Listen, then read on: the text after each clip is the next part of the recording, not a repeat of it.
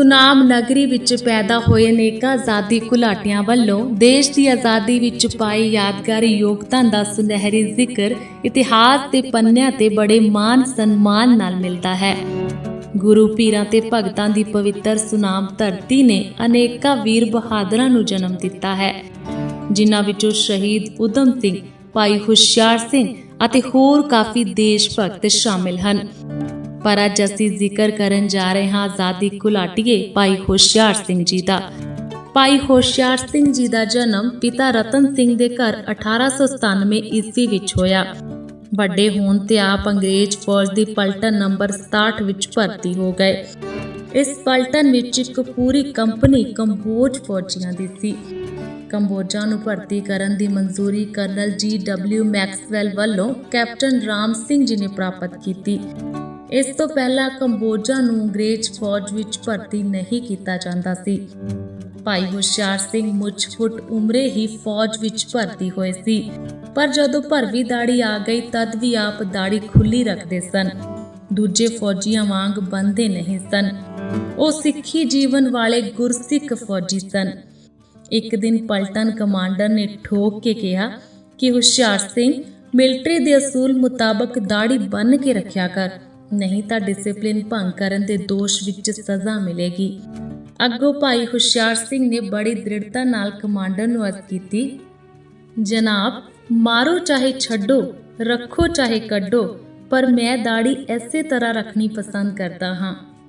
Commander ਨੇ ਉਸੇ ਵੇਲੇ ਹੁਕਮ ਦਿੱਤਾ ਕਿ ਹੁਸ਼ਿਆਰ ਸਿੰਘ ਨੂੰ ਪਲਟਨ ਦੇ ਗੁਰਦੁਆਰਾ ਸਾਹਿਬ ਵਿਖੇ ਬਤੌਰ ਸਹਾਇਕ ਗ੍ਰੰਥੀ ਲਾ ਦਿੱਤਾ ਜਾਵੇ। ਸੰਨ 1922 ਵਿੱਚ ਆਪ ਫੌਜ ਦੀ ਨੌਕਰੀ ਛੱਡ ਘਰ ਵਾਪਸ ਆ ਗਏ, ਪਰ ਘਰ ਆ ਕੇ ਵੀ ਦੇਸ਼ ਭਗਤੀ ਪ੍ਰਤੀ ਚੱਲ ਰਹੀ ਗਤੀਵਿਧੀਆਂ ਵੱਲ ਆਪ ਦਾ ਧਿਆਨ ਜੁੜਿਆ ਰਿਹਾ। ਆਪ ਜੀ ਦੀ ਸ਼ਹੀਦ ਊਧਮ ਸਿੰਘ ਨਾਲ ਕਾਫੀ ਨੇੜਤਾ ਸੀ। ਇਹਨਾਂ ਦੋਹਾਂ ਦੀ ਆਪਸੀ ਗੂੜੀ ਮਿਲਵਰਤਨ ਦੇ ਕੁਝ ਕੁ ਸਬੂਤ ਭਾਈ ਹੁਸ਼ਿਆਰ ਸਿੰਘ ਦੇ ਪੋਤਰੇ ਅਤੇ ਦੋਹਤਿਆਂ ਕੋਲ ਮੌਜੂਦ ਹਨ। ਉਹਨਾਂ ਸਮਿਆਂ ਵਿੱਚ ਹੀ ਭਾਈ ਹੁਸ਼ਿਆਰ ਸਿੰਘ ਜੀ ਦੇ ਵੱਡੇ ਭਰਾ ਦੀ ਦਰਦਨਾਕ ਭਰੀ ਜਵਾਨੀ ਵਿੱਚ ਹੀ ਮੌਤ ਹੋ ਗਈ।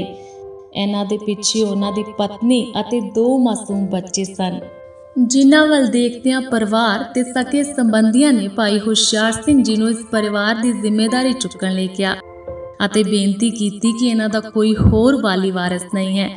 ਪਰ ਹੁਸ਼ਿਆਰ ਸਿੰਘ ਲਈ ਇਹ ਬੜਾ ਔਖਾ ਸੀ, ਕਿਉਂਕਿ ਉਹ ਤਾਂ ਪਹਿਲਾਂ ਹੀ ਆਪਣੀ ਜਵਾਨੀ ਤੇ ਜ਼ਿੰਦਗੀ ਦੇਸ਼ ਦੇ ਲੇਖੇ ਲਾਉਣ ਲਈ ਉੱਚੀ ਸੋਚ ਬਣਾ ਚੁੱਕੇ ਸਨ। ਪਰ ਇਹਨਾਂ ਦੇ ਰਿਸ਼ਤੇਦਾਰਾਂ ਨੇ ਇਕੱਠੇ ਹੋ ਕੇ ਸੰਗਤ ਰੂਪ ਵਿੱਚ ਇਹਨਾਂ ਨੂੰ ਅਰਜ਼ ਬੇਨਤੀ ਕਰਕੇ ਮਨਾਇਆ। ਹੁਣ ਦੇਸ਼ ਭਗਤੀ ਦੀਆਂ ਗਤੀਵਿਧੀਆਂ ਦੇ ਨਾਲ-ਨਾਲ ਇਹਨਾਂ ਨੂੰ ਪਰਿਵਾਰ ਦੀ ਜ਼ਿੰਮੇਵਾਰੀ ਦਾ ਧਿਆਨ ਵੀ ਰੱਖਣਾ ਪੈਣਾ ਸੀ।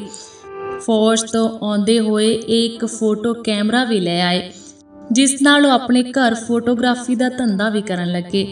ਉਸ ਸਮੇਂ ਸੁਨਾਮ ਵਿੱਚੋਂ ਪਹਿਲੇ ਕੈਮਰਾਮੈਨ ਸਨ।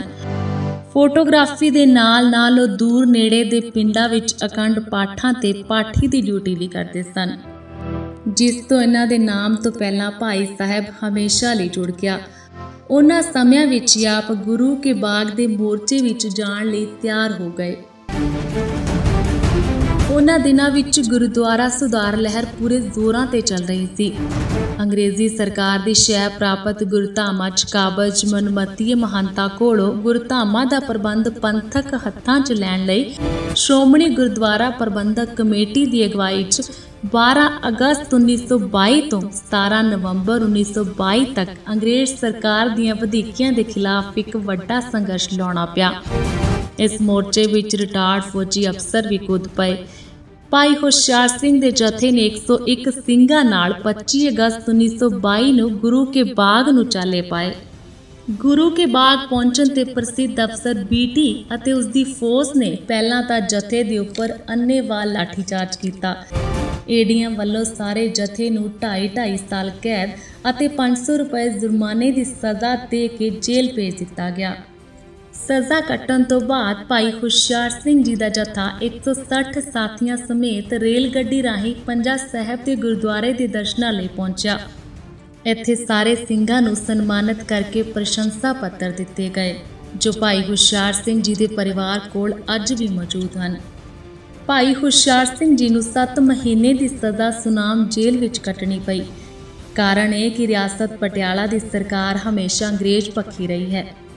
ਦੇਸ਼ ਦੀ ਆਜ਼ਾਦੀ ਲਈ ਚੱਲ ਰਹੇ ਅੰਗਰੇਜ਼ ਵਿਰੋਧੀ ਸੰਘਰਸ਼ ਵਿੱਚ ਸ਼ਾਮਿਲ ਹੋਣ ਕਾਰਨ ਪਟਿਆਲਾ ਸਰਕਾਰ ਨੇ ਪੰਥ ਦੇ ਬਿਤਾਜ ਬਾਦਸ਼ਾਹ ਬਾਬਾ ਖੜਕ ਸਿੰਘ ਨੂੰ ਫਤਿਹ ਬੁਲਾਉਣ ਤੇ ਪਾਬੰਦੀ ਲਗਾ ਦਿੱਤੀ ਸੀ।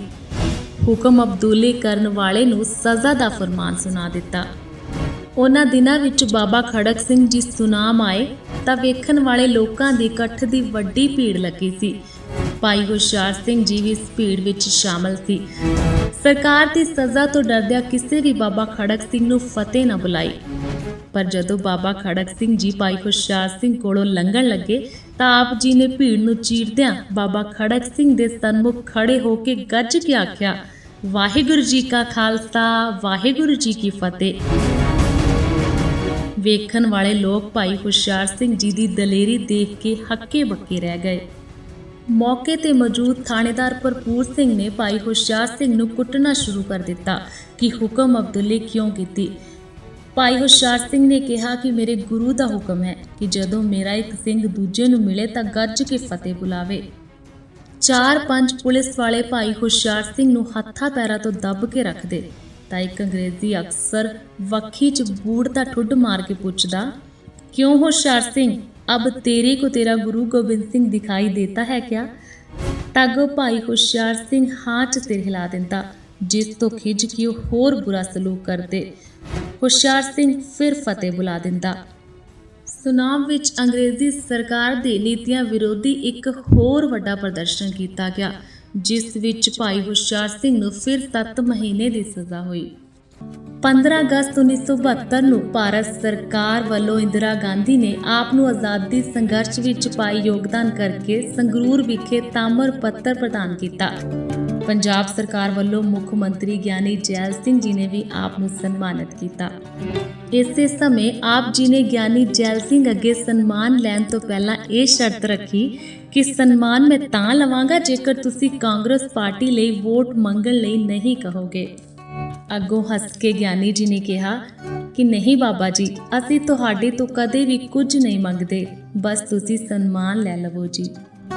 ਹੁਸ਼ਿਆਰ ਸਿੰਘ ਜੀ ਨੇ ਆਪਣੀ ਸਾਰੀ ਜ਼ਿੰਦਗੀ ਦੇਸ਼ ਦੇ ਲੇਖੇ ਲਾ ਦਿੱਤੀ। ਆਪ ਜੇਲ੍ਹਾਂ ਵਿੱਚ ਤਸੀਹੇ ਚੱਲਦੇ ਰਹੇ, ਪਿੱਛੋਂ ਪਰਿਵਾਰ ਦਾ ਬੁਰਾ ਹਾਲ ਹੋ ਗਿਆ, ਬੱਚੇ ਚੰਗੀ ਪੜ੍ਹਾਈ ਨਾ ਕਰ ਸਕੇ, ਗਰੀਬੀ ਨੇ ਜਕੜ ਲਿਆ। ਅੰਗਰੇਜ਼ ਹਕੂਮਤ ਨੇ ਜ਼ਮੀਨ ਜਾਇਦਾਦ ਦੀ ਕੁਰਕੀ ਕਰਕੇ ਕਿਸੇ ਪਾਸੇ ਜੋਗਾ ਨਾ ਛੱਡਿਆ। ਅਖੀਰਲੇ ਸਮੇਂ ਭਾਈ ਹੁਸ਼ਿਆਰ ਸਿੰਘ ਜੀ ਨੇ ਭਾਰਤ ਸਰਕਾਰ ਦੇ ਖਜ਼ਾਨੇ ਤੋਂ ਪੈਨਸ਼ਨ ਲਈ, ਪਰ ਉਸ ਦਾ ਸੁੱਖ ਕੋਈ ਬਹੁਤਾ ਚਿਰ ਨਾ ਭੋਗ ਸਕੇ।